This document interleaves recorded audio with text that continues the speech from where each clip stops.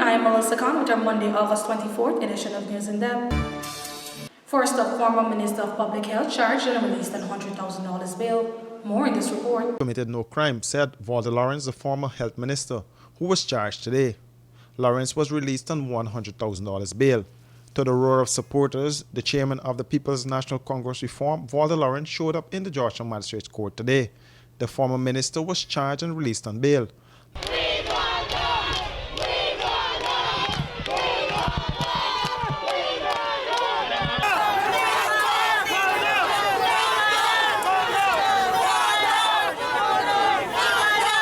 Lawrence appeared in the Georgetown Magistrates Court before Chief Magistrate Anne McLennan, where private criminal charges were brought against her. Those charges were filed by Charles Ramson, who is now a government minister. Attorney at law Nigel Hughes, who is representing Lawrence, said the charges, which were filed as far back as March 16th, alleged that Lawrence procured Clement Mingo on March 5, 2020, to author a forged document to GECOM's CEO, Keith Lowenfield, via a Form 24. The day that this charge was filed since March, absolutely no attempt was made to serve this document to Ms. Lawrence. As a matter of fact, Ms. Lawrence, the only basis upon which she has appeared today was because last week when I was in court, I heard her name called and I notified her and she said I will come in immediately. So she voluntarily came to court today without any summons being served. We made an application for her to be released on her own bail, given the fact that she voluntarily came to court, she was the former Minister of Health, and that she is of good standing. The court placed her on $100,000 bail.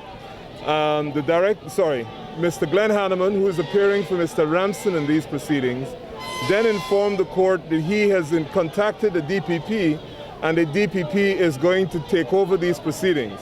Now, this is most unusual because in these circumstances, before the charge was even read to Ms. Lawrence, there clearly was an attempt by Mr. Hanneman to contact the DPP so that the DPP can then instruct the police to start an investigation. The assumption is when you have filed a charge, you have already gathered enough evidence upon which you could have filed the charge. So we're in a curious position in Ms. Lawrence's case. I'm sure you've heard about Mr. Lowenfield's case, but in that case where we wrote asking for the DPP to have a look at the files and determine whether there is enough evidence, what has now happened is the Director of Public Prosecutions has taken that file, clearly realized that they do not have enough evidence, and has now decided that she will instruct that an investigation be conducted. So we have a lot of rather unusual developments in both of these cases.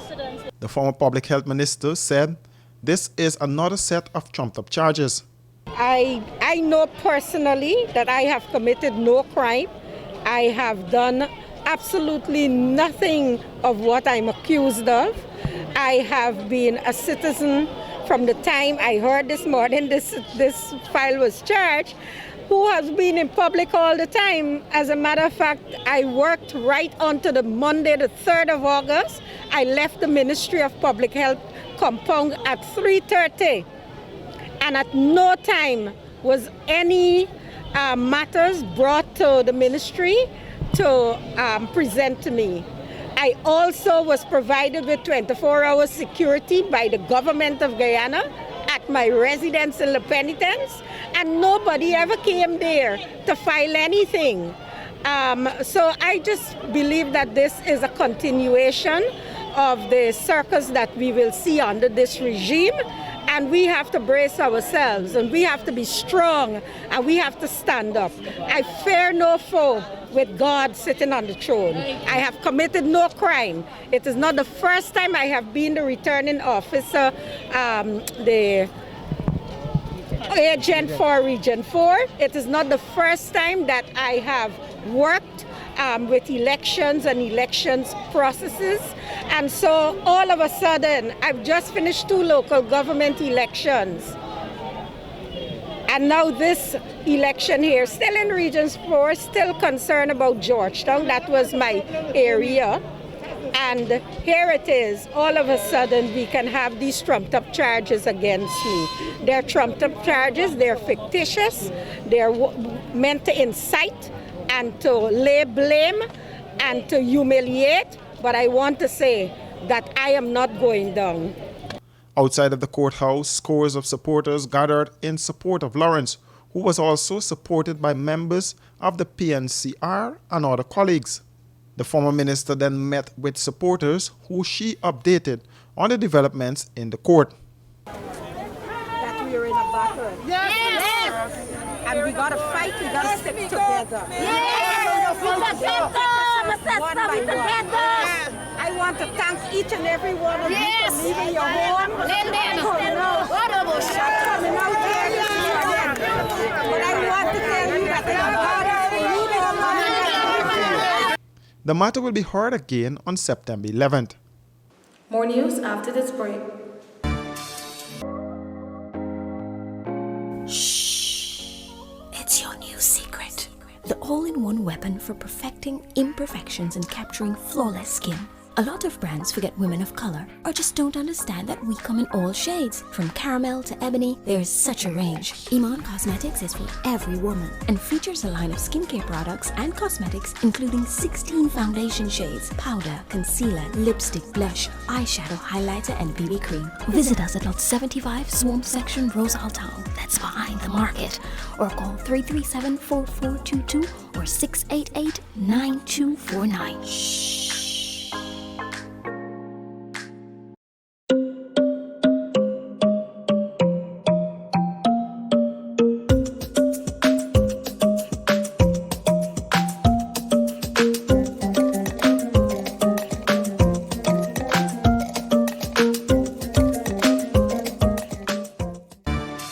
Welcome back. Police to enforce fines on persons not wearing masks in public spaces. Let's take a look.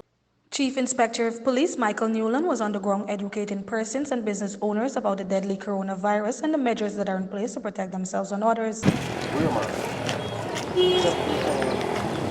Wear a mask now. You gotta wear a mask. Yeah. Limitation of mobile, but we try our utmost every day to go in the community. We have the station sergeants in charge of the outposts and stations to go in the community, have some bicycles, and we ride around the place and check that everybody good and here. We lock them all. No, is a zero tolerance with the liquor restaurants, and food service is just takeaway. At certain time in the afternoon should be closed at 17 hours. So, but we try our utmost every day to let people comply. Social distance, wear the mask. You could be charged for not wearing a mask. Also, and sanitize your hand in any building or mosque or temple. Have a limitation also that with this guideline that came out. Newland added that businesses are to be closed at 1700 hours and his ranks will enforce the closing hours and all other measures to reduce the spread of COVID-19. Well, so far so good. 2 weeks ago, before last, we had a walkabout in Portman Market area, and we dealt with also the road. People can come in the road, that's from the parapet, and most persons are here on the market, so we have to tell them when we see nobody with mask, go and get a mask. It's dangerous. COVID-19 you have a cure, and if you do be healed for after coming through quarantine, from quarantine, if you come through quarantine after 2 weeks, 3 weeks, a month, you could be doing brain damage in the future, and that's it for you for life. Melissa Khan, News in Depth. Shh. It's your new secret. The all-in-one weapon for perfecting imperfections and capturing flawless skin. A lot of brands forget women of color or just don't understand that we come in all shades. From caramel to ebony, there's such a range. Iman Cosmetics is for every woman and features a line of skincare products and cosmetics including 16 foundation shades, powder, concealer, lipstick, blush, eyeshadow, highlighter and BB cream. Visit us at Lot 75 Swamp Section, Rosal Town. That's behind the market. Or call 337-4422 or 688-9249. Shh.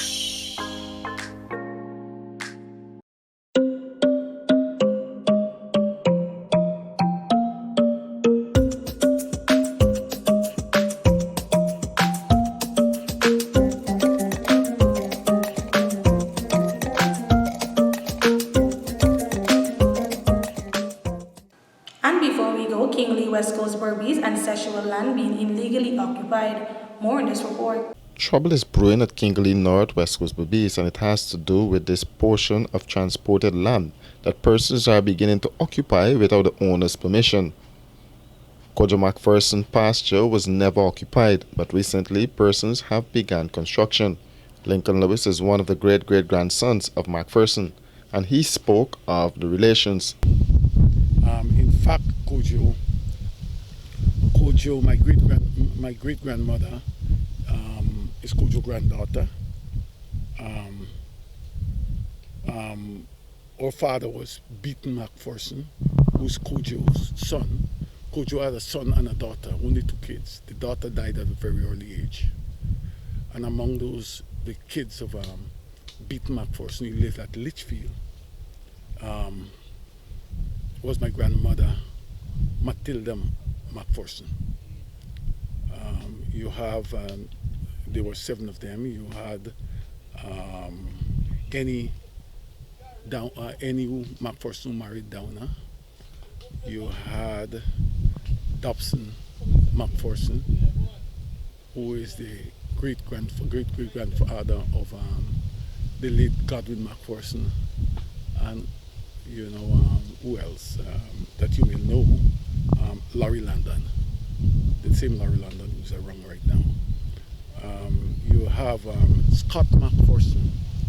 There were only two of the generations of Beaton and Kojo who lived in this village. Of the children were Matilda McPherson, my grandmother, and Scott McPherson, who lived further down in the village there.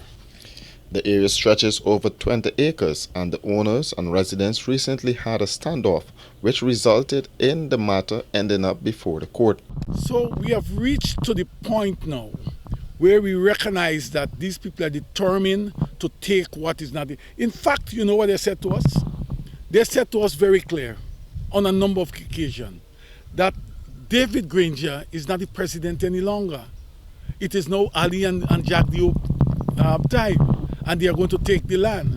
So we took the time out to purchase material, spend time here, and secure this land. Our intent at the end of time is to have the family occupy. Lewis and his family have the transport and other documents for the land and shared the same with this newscast. Yeah, this is the transport that was issued on the 24th of July, 1851 to Kojo McPherson and Jesse Cameron. What has happened here is that Jesse Cameron took the southern part of the road, and Kojo took the northern part of the road. And Jesse, what he did was to sell the parts of the southern thing to a number of persons. So they changed hands to a number of persons. However, this is not stopping persons from building on the land, and they are even being encouraged to do so. This one here is family. Yes, these are family. That I've done is family. This one is family. They were here. They're part of the McPhersons. That new concrete one there, that's down there, that's an Indian person. When he was building, NDC went and told him that he cannot build. And he said that he is going to build. And he told me personally, if he has to move, the whole village has to move. I said, he said to me, some of those have transport. I said, that's fine. Do you have transport? Worry about yourself, don't worry about the others. When the time comes, we will know who have transport and who do not. There is one transport for this property, and people are of the opinion that you can get prescriptive rights. But we need to get to the legal facts. How can you do a prescriptive rights on all these families when there's only one transport? Where do we begin? So we will eventually have to sit and talk. A no trespassing sign has been placed around the land, which is also fenced, and the family have taken proactive steps to protect their land. And that has brought us to the end of our news for tonight. For these and other stories, visit our website at rdproductiongy.com or our Facebook and Instagram page at Royston Joyce Production. On behalf of our news team, thank you for joining us, and join us again tomorrow for more news. Good night.